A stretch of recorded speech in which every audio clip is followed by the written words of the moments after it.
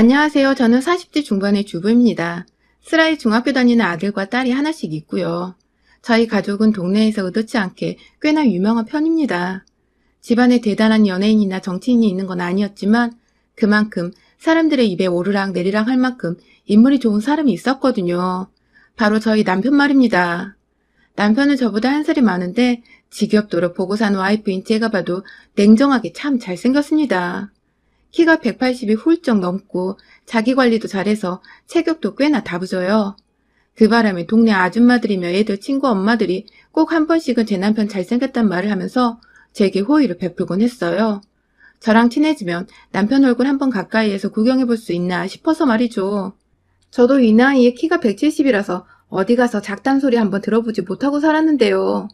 부부가 둘이서 키가 멀대같이 크다 보니 동네 슈퍼만 가도 사람들은 그냥 무심코 쳐다봤고 부모를 쏙 빼닮은 저희 아이들도 또래에 비해서 키가 월등하게 커버리는 바람에 다 같이 집 밖을 나가기만 하면 동네 주민들은 동물원 기린 보듯이 봤어요.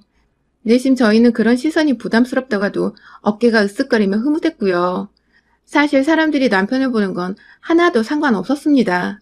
제 눈엔 사람들이 우리 아이들 키 크고 예쁘고 잘생겼다 소리해주는 게 100배는 더 좋았거든요. 그래서 늘 아들과 딸 손을 양손에 하나씩 잡고는 걸어다니곤 했어요.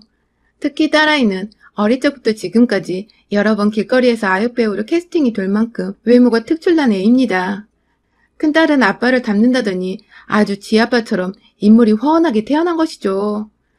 그렇다 보니 남편도 딸이 자기를 닮은 것이 좋은지 늘 밖에서 딸아이를 옆에 꼭 끼고 다니려고 했어요. 제가 아들, 딸 손을 양손으로 잡고 있으면 남편은 쪼르르 딸아이 옆으로 달려가서는 손을 꽉 잡았어요. 그 바람에 내 가족이 일렬로 독수리 사형제 마냥 길거리를 걸어다니다가 좁은 골목길에서는 민폐짓도 여러 번 했던 것 같습니다. 참 모든 게 이상적이었던 가족이었습니다. 보면 볼수록 예뻐 죽겠는 아이들이랑 그런 우리 애들한테 애정을 쏟을 줄도 알고 가정적인 남편 덕분에 제가 살림하며 마음고생할 일이 적었어요. 저희 남편은 저랑 대학 때 소개팅으로 만나게 된 사람이었습니다. 서로 다른 대학에 다니면서 소개팅으로 처음 봤는데 그날 서로가 서로를 데이트 상대로 지목하게 되면서 필이 팍 꽂혀 사귀게 되었죠. 둘 다 그 무리 안에서 가장 키가 큰 남녀이기도 했고 대화의 코드가 잘 맞아서 첫 대화부터 저희는 서로에게 무지하게 큰 호감을 느꼈었는데요. 그날 에피소드가 하나 있었다면 남편과 둘이서 하도 대화를 나눴다 보니 같이 소개팅에 나왔던 저희 동기 여자애들은 제가 상여우 중에 상여우였다며 다른 동기들에게 그날 소개팅에서 본인들이 남편한테 차인 것을 어음한 저에게 화풀이를 하는 바람에 제가 잠시 곤욕을 겪은 일도 있었죠. 하필 친구들도 모두 데이트 상대로 저희 남편을 지목했었거든요. 아무튼 만인의 남자로 참 이상적이었던 남편을 만나다 보니 제 배우자로는 진작부터 점 찍어뒀던 것 같아요. 웬만하면 갈등이 생겨도 극적으로 헤어지거나 심하게 다투기보다 대화를 나누고 보다 이해를 해보려고 하면서 우리가 어떻게 하면 보다 오래도록 연애를 하고 결혼까지 무사히 질림없이 갈 수 있을까 하는 걱정을 늘 달고 살았죠. 그건 상대였던 남편도 마찬가지였다고 해요. 나중에 결혼하고 나서 들어보니 남편의 입장에서는 화를 잘 내지도 않고 이성적으로 다툼을 풀고 해결하려는 제 모습이 원하던 여성상이었다더군요. 죽이 잘 맞다 보니 저희는 결혼도 빨리 했습니다. 비록 첫 아이를 조금 시간을 두고 가지긴 했었지만 둘만 있어 신혼생활을 오래도록 보내며 연애 때보다 오히려 더 뜨거운 사랑을 나눴던 것 같아요. 매일 눈 뜨고 얼굴을 바라보면 행복하고 밖에 나가 있는 시간을 제외하고는 하루 종일 붙어서 함께 무언가를 해보는 것도 설레었고 그렇게 저와 남편은 지고지순하게 사랑을 쭉 이어갔습니다. 그러다 첫째를 낳고 둘째를 낳으며 잠시 육아에 정신이 없던 시기가 있었어요. 아주 혼을 쏙 빼놓을 만큼 연년생으로 태어난 두 아이들을 키워내느라 제 얼굴은 거의 해골이 되어가는 듯 했어요.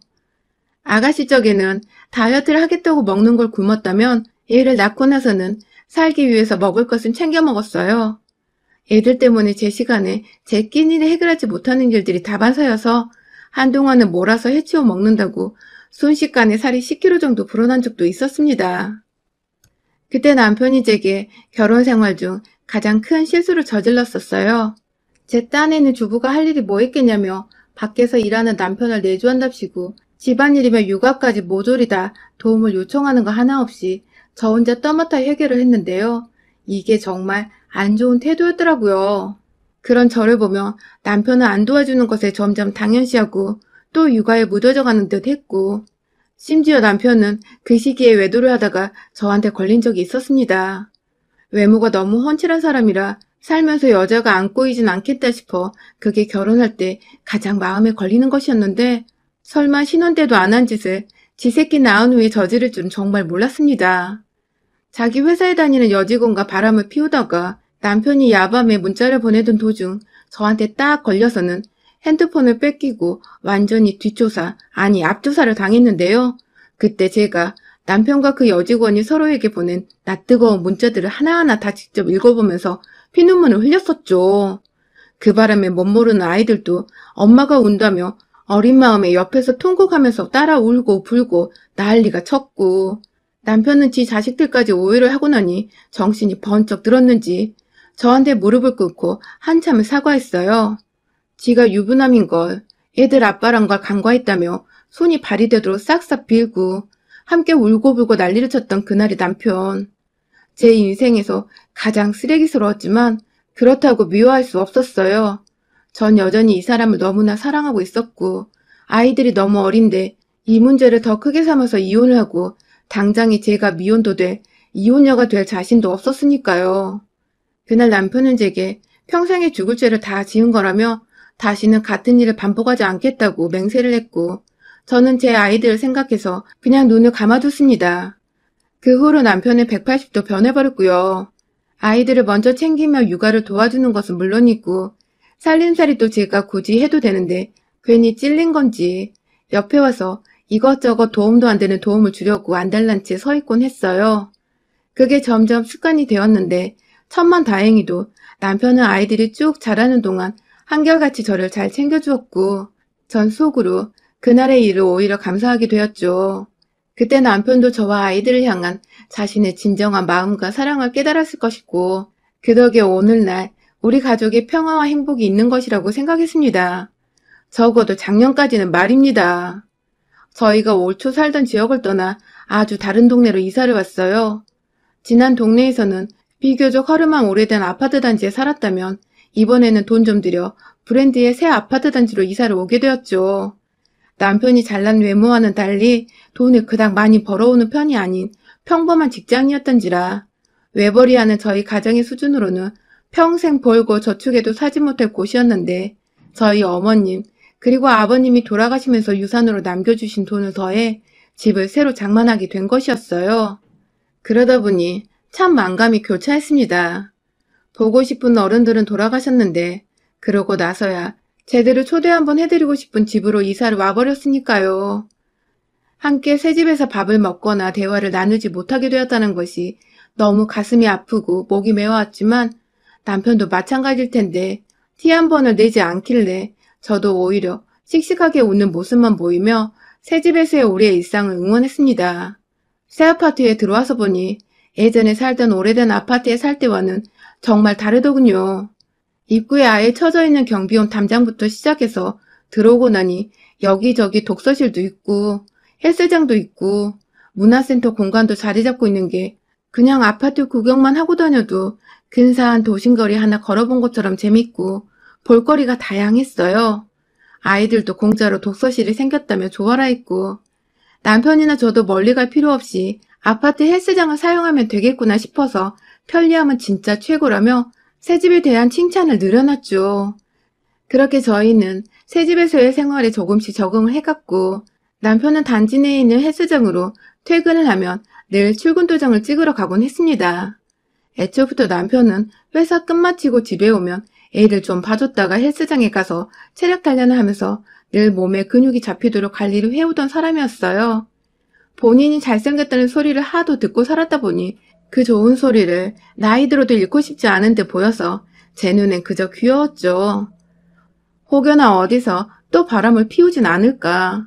젊은 날의 그 일이 아직 마음 깊숙이 상처로 남아있어 가끔 불안해하고 의심하는 눈초리로 남편을 들여다보곤 했지만, 이 사람은 그날 이후 완전히 새 사람으로 태어난 것 마냥 절대로 불륜 따위에 관심도 두지 않은 채 온전히 아이와 일, 그리고 운동에 몰두하면서 살았습니다. 내심 술 마시고 속썩이는 남편보다 운동에 미쳐 사는 남편이 훨 좋았어요. 그래서 저는 또 남편이 집안일엔 하나도 신경 쓰지 않도록 하기 위해 자녀들 교육시키고 뒷바라지하며 살림하는 데 최선을 다했고요. 애들이 중학생이다 보니 챙겨줘야 할 것들이 정말 많았어요. 물론 학원을 뺑뺑이 시키며 보내느라 제 손에 직접 다 할 건 없었지만 아무래도 주변 엄마들이 다 애들 대학 준비를 중학교인 이때부터 시킨다는 소리를 여기저기 듣다 보니 제가 다 마음이 조급해져가지고 늘 공부하고 그걸 아이들에게 써먹으며 최대한 애들이 공부를 잘 할 수 있는 환경이 만들어지도록 노력했어요. 어쩌다 보니 남편한테는 자연스레 소홀해지게 되었고요. 그렇다고 뭐 남편 출근길에 밥을 굶기거나 무시하며 지냈다는 게 아니라 제 할도리는 다 하면서 나머지 시간에는 온전히 아이들을 바라보기 바빴어요. 여전히 저는 새벽에 가족들 중 가장 먼저 일어나서 남편 아침밥을 차려 출근을 시키고 아이를 깨면 또 아침 차려 등교를 하던 온라인 수업을 하던 뒷바라지를 했고 퇴근하는 남편 밥도 정성스레 차려놓은 후에야 애들 학교 숙제를 검사하고 할 일을 챙겨주며 옆에서 잔소리가 많은 엄마로 지냈어요. 그 와중엔 남편은 늘 하던 대로 집에 와서 밥을 좀 먹고 옷을 갈아입은 뒤에 곧장 헬스장을 갔는데요. 어느 순간부터 남편의 모습이 조금씩 달라 보였어요. 매일같이 운동하러 나가는 사람인데 희한하게 살이 쪄버렸고요. 아이들이 자라며 온 가족이 다 같이 모여볼 수 있는 기회가 많이 없었지만 웬만하면 주말엔 온 가족이서 잠깐 외출을 하던 외식을 하던 해서 함께하는 자리를 마련하려고 노력했는데 아이들을 대하는 태도도 시큰둥해졌어요. 이 아파트가 원체 환경이 좋은 사람들이 많이 살아서인지 화목해 보이는 가정들이 자주 보이기도 했고 그 때문에 저희도 나름 좋은 자극을 받아서 가족 간의 시간을 참 중요시했는데 예전 같았으면 딸 옆에 꼭 붙어서는 온 가족이서 화목하게 웃으며 같이 걸어다녔을 남편은 이 아파트에 이사오고 얼마 되지 않아서부터 은근히 오다 가다 만나는 사람들을 의식하면서 딸아이의 손을 피하기 바빴습니다. 딸애는 영문도 모른 채 아빠같이 손을 잡아주지 않고 밖에서 제대로 가족들과 붙어있지도 않고 저만치 혼자 빠른 걸음으로 앞서 걸어가거나 뒤처지는 게 다반사다 보니 점점 자기도 기분이 나쁘고 어린 마음에 섭섭했던지 아빠를 멀리하기 시작했죠. 하필 사춘기인 나이인데 남편을 제대로 잘못 걸려서는 자식들한테 맥도 못 추리는 아빠가 되어버린 것이었습니다. 남편이 갑자기 왜 저러나 싶어서 의중을 떠보기도 했는데 그때마다 딸아이가 컸으니 이젠 함부로 터치하는 것도 자제해야 하고 내외하는 것이라는 답변만 내놓았어요. 뭔가 이상한데 그게 맞는 것도 같고 괜히 남편 말 따라 동의하며 남편의 변화를 당연한 것이었다는 위로를 스스로 했던 것 같아요. 그러나 이내 제 두 눈에 들어왔죠. 남편의 변화 문제점들이 말입니다. 어찌나 오고 가는 아파트 여자들, 그것도 제 또래의 엄마들한테 눈길을 많이 주던지 이 사람은 가족들이랑 놀러 나온 건지 아니면 지나가는 여자들 구경하려고 나온 건지 도무지 그 의중을 알 수가 없었어요. 저도 지나가다 괜히 모르는 남자가 아니 그냥 사람이 절 빤히 쳐다보면 기분이 나쁘고 왜 저러나 싶고 그렇거든요. 그런데 지금 그 짓을 다른 사람이 아닌 저희 남편이 하고 있더라고요. 한동안 정말 쉬지도 않고 아파트 단지 내에서 함께 걸을 때마다 남편은 가족들의 대화에 집중을 하지 않은 채 혼자 잔뜩 멋을 부려서는 옷을 챙겨 입고 호주머니에 손을 넣어 각을 잡은 채 폼나게 혼자 앞서서 걸어 다녔어요. 심지어 코앞에 가는 슈퍼를 갈 때에도 옷을 한번 갈아입고 나갔고 현관에서 거울은 꼭 체크를 하더라고요. 상황이 이렇다 보니 남편 하는 꼴이 여간 못마땅해서 남편이 헬스장 갈 때도 따라가 봤습니다. 한동안 코로나로 헬스장이 문을 닫았을 때 남편이 밖을 못 나가 안달나 하길래 제가 동네라도 조심히 한번 걷고 오라고 말을 했었거든요. 그러자 이 사람은 귀신같이 제 말을 따라서 퇴근 후에 동네를 꼭 나서곤 했어요. 그런데 예전과는 달리 입는 헬스복 정도 새 것들이 여러 보였고 실제로 집으로 새 운동복을 많이도 주문을 했더라고요. 땀 흘리는 사람이 뭐 때문에 향수를 뿌리는지 운동 갔다 오겠다며 나가는 남편에게서 좋은 향수 냄새도 나고 딱 봐도 이건 바람이겠다 싶었죠. 오랜 시간 동안 바람 한 번 피우지 않고 제 옆에서 처음 했던 자신의 실수를 반성하며 잘 지내왔다가 갑자기 또 바람을 피우는 듯한 모습을 보이자 저는 너무 심장이 아파왔어요. 아니길 바랬고 이번에도 만약 바람이 맞다면 내가 진짜 이 사람과 이혼을 해야 할 때인가 싶어서 제 미래에 대한 불안한 암흑에 잠도 제대로 잘 수가 없었죠. 뭐가 되었든 제발 바람만 아니길 바라면서 저는 퇴근하고 역시나 운동복에 향수까지 촥촥 뿌려대고 나가는 남편을 따라 나갔습니다. 뒤따라 몰래 말이죠. 제가 워낙 운동을 싫어해서 남편은 저한테 한 번도 같이 나가자고 권유를 해본 적이 없어요. 저도 오히려 그게 좋아서 운동하는 남편을 억지로 내보내기도 했었고요. 그런데 남편의 불륜을 의심하고서부턴 제 눈에도 남편처럼 주변 아파트 여자들이 눈에 들어오더군요. 하나같이 어찌나 멋쟁이에 늘씬하고 예쁘던지. 저는 키만 컸을 뿐이지 딱 보면 그냥 아줌마 같아 보이기도 했는데 실제로 제 아이들 또래의 엄마들을 아파트에서 만나면 다들 참 예쁘장하고 스스로를 잘 꾸며놓았더라고요. 내가 괜히 이 아파트로 이사를 와서 남편한테 예쁜 여자들을 여러 보이게 한 건가 싶어 저를 자책하게 되기도 했습니다. 아주 머릿속이 난장판이었죠.